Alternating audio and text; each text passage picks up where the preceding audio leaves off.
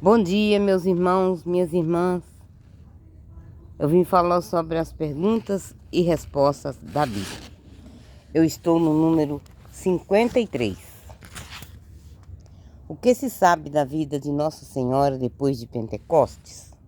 O que se sabe da vida de Nossa Senhora depois de Pentecostes? O que sabemos da vida de Nossa Senhora provém das duas fontes, Bíblias Sagradas e os escritos apócrifos. Na interpretação católica, a Bíblia se fala de Maria muito antes dela vir ao mundo. No relato do pecado original, encontramos as palavras pró-evangelho, primeiro anúncio da salvação. Porém, amizade entre ti e a mulher, entre a tua descendência e a dela. Foi o que disse Deus à serpente. Meus irmãos, eu vou parar porque eu já li essa parte. Eu vou fazer a parte hoje.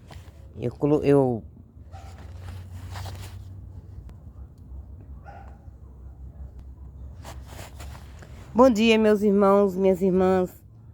A paz de Deus e o amor de Maria estejam com todos vocês. Eu vou ler um pouquinho as 100 perguntas e respostas sobre a Bíblia. Hoje eu estou no número 54. Se a Assunção de Maria ao céu é um fato tão importante, não mereceria estar na Bíblia? Vamos ver. Como veremos adiante, houve um tempo em que um texto que falava da Assunção de Maria figurava como apêndice da Bíblia. Junto com a Anunciação e a Purificação, a Assunção de Maria foi uma das 3 festas marianas que surgiram no calendário cristão. O censo dos fiéis e a tradição serviram de fundamento para a fé no primeiro vilégio especial da Mãe de Deus, pelo qual seu corpo não conheceu a corrupção do sepulcro. Efetivamente, a Bíblia fala de outras que subiram ao céu, Enoque e Elias, mas Jesus em João 3:13, falava da revelação das coisas celestiais, que só alguém que tinha estado no céu podia saber e podia testemunhar o que tinha visto no céu. O único que tinha estado no céu e de lá desceu para falar as coisas celestes foi ele, o próprio Jesus. Ele não disse que ninguém tinha subido ao céu, mas disse que ninguém, exceto ele, tinha estado no céu e depois voltou à terra com a revelação de como eram as coisas do céu. Só Jesus é testemunha ocular dessas coisas. Em 1950, o Papa Pio XII proclamou o dogma de o dogma da Assunção de Maria ao céu. Ele disse: a Imaculada Virgem, preservada imune de toda mancha de culpa original, terminado o curso da vida terrestre, foi assunta em corpo e alma à glória celeste, e para que mais plenamente estivesse conforme a seu Filho, Senhor dos senhores e vencedor do pecado e da morte, foi exaltada pelo Senhor como Rainha do Universo. A Assunção da Virgem Maria é uma participação singular na ressurreição do seu Filho. É uma antecipação da ressurreição dos outros cristãos. O contexto bíblico no qual foi programado o dogma da Assunção de Maria é muito apropriado. Recordemos que em 1950, apenas 5 anos tinha passado desde a tragédia da Segunda Guerra Mundial, com seus milhões de mortos, seus campos de concentração e câmara de gás. A dignidade do corpo humano, espinhazinha na guerra, foi exaltada do dogma que programou o privilégio do corpo de Maria, a carne da qual nasceu o Salvador. Se Maria passou pela morte ou simplesmente adormeceu, o Papa não definiu a questão contínua em aberto. Os textos antigos falavam em trânsito de Maria ou dormição de Maria. Também não é certo onde Maria passou seus últimos dias. Se foi em Éfeso, onde era bispo João Evangelista, ao qual confiou sua mãe. está em João 19, 27. Ou se foi em Jerusalém, onde existe uma igreja chamada exatamente Dormição de Maria, e também uma outra no Vale de Cedron, local tradicional de sepulturas, onde estaria o seu túmulo, venerado pelos cristãos desde tempos imemoriais. Há um documento chamado Dormitio Mariae, escrito entre o final do século II e no começo do século IV, que informa que Maria terminou seus dias em Jerusalém. É esta narração que se encontra nesse texto.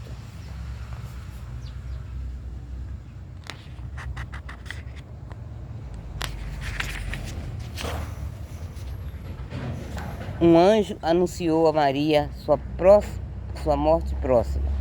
Todos os apóstolos, milagrosamente transportados ao redor de seu leito, a Virgem morre como todo ser humano. No enterro, os judeus fazem protesto contra ela, a mãe do sedutor. Depois, sepultada, ressuscita e é levada ao paraíso. Depois de contar que Maria estava com os 12 apóstolos no cenáculo em oração, à espera da vinda do Senhor, a vinda do Espírito Santo. Está no Atos dos Apóstolos, capítulo 1, versículo 14. A Bíblia nada mais diz da vida dela, mas até o século VIII, o texto bíblico da Dormitio Mariae encontrava-se no final da Bíblia, depois do livro de Apocalipse. A igreja não aceitou esse livro como revelado e o considerou, portanto, apócrifo, porque seu estilo é todo diferente. E no século IV, quando a igreja definiu a lista dos livros inspirados, viu que esse livro tinha muitos acréscimos heréticos e tendenciosos. Maria esteve associada a Jesus a vida inteira, associada no corpo, fazendo uma unidade com ele, associada na missão redentora, a ponto de ser chamada Mãe da Redenção, associada à morte e associada por toda a eternidade na glória. Passando pela morte, Maria torna-se para a humanidade a feliz porta do céu, para sempre aberta. Frei Carêncio Neote.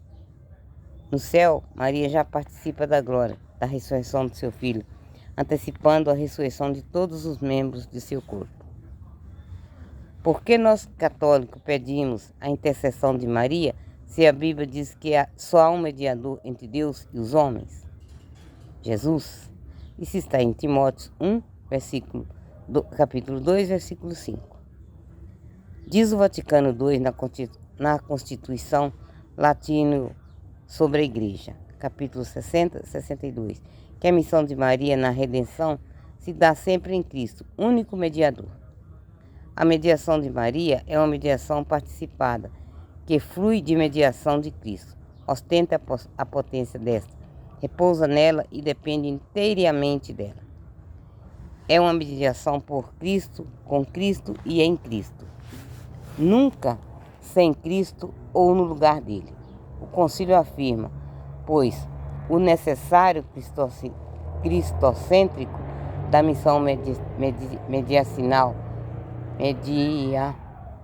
de Maria, isso para afastar qualquer ambiguidade sobre a mediação mariana. A mediação de Maria tem suas raízes no importante papel que ela exerceu na terra, ao lado do Filho na redenção do mundo. Ela cooperou na obra do Filho com sua fé, esperança e caridade, de modo que inteiramente singular é a missão de Maria.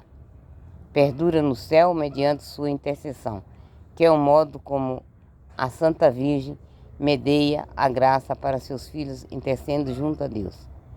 Esta é a expressão de sua materna caridade, pela qual cuida de seus filhos na terra. Frei Clodovis.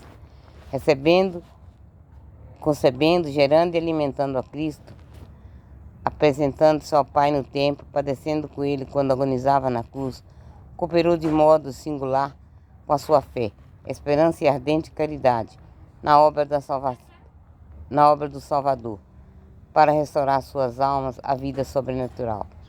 Esta razão, nossa mãe, é por essa razão É por esta razão nossa mãe na ordem da graça.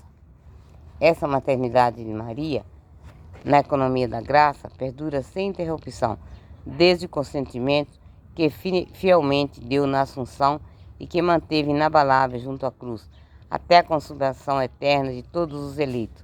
De fato, depois de elevada ao céu, não abandonou essa missão salvadora, mas com a sua multiforme intercessão, continua a alcançar os dons da salvação eterna. Cuida com amor materno dos irmãos do seu filho, que entre perigos e angústia caminham ainda na terra, até chegarem à pátria bem-aventurada. Por isso, a Virgem é invocada na Igreja como os títulos de advogada, auxiliadora, socorro, medianeira, mas entende-se de maneira que nada tire nem acrescente a dignidade e a eficácia do único mediador que é Cristo. Efetivamente, nenhuma criatura pode equiparar-se ao Verbo encarnado e Redentor, mas assim como o sacerdócio de Cristo é participado de diversos modos,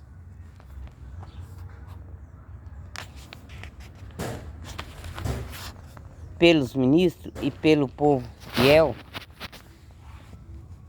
é assim com a bondade de Deus, sendo uma só, se difunde variamente pelos seres criados. Assim também a mediação única de Redentor não exclui. Antes suscita as criaturas cooperadoras cooperações. Antes suscita nas criaturas cooperações diversas que participam dessa única fonte. Esta função subordinada de Maria não hesita a Igreja em proclamá-la, sente-se-a constantemente e incalcua aos fiéis, mais intimamente aderirem com essa ajuda materna ao seu mediador e salvador. Sim, Jesus é o único mediador e toda a intercessão dos santos e de Maria passa também por Jesus. Eles levam a Jesus nossa oração, como a Bíblia diz que os anjos também fazem. Nossa Senhora e os santos não são caminhos independentes para chegarmos a Deus. Eles apenas levam nossas preces a Jesus, mas nada impede que se reze diretamente a Ele. A própria Bíblia fala de outros intercessores, por exemplo, Abraão pediu a Deus pelos habitantes de Sodoma. Está em Gênesis 18. Moisés intercedeu pelo povo que tinha adorado o bezerro de ouro. Êxodo 32. Jó intercedia por seus filhos. Jó 1, versículo 5. Atos dos Apóstolos 12, versículo 5. Diz que enquanto Pedro estava na prisão, a igreja orava por ele e ele foi libertado. Paulo pede aos Tessalonicenses que orem por ele. 2 está em Tiago 2, versículo 3. Capítulo 3, versículo 1. Ele próprio se lembra dos romanos, dos coríntios, etc., em suas orações. Se isso acontecia enquanto estavam na terra, muito mais pode acontecer agora que estão juntos na glória de Deus. Eu li, gente, o capítulo 54 e 55. Vou parar por aqui. Bom dia. Mas eu volto daqui a pouco com mais capítulos. Ok, meus irmãos? Deus abençoe a todos. Escutem de novo. Quem não escutou, escutem de novo. Se achar que tem alguma dúvida, faça comentário que eu respondo. Na medida do possível, eu vou responder. Amém? Bom dia a todos.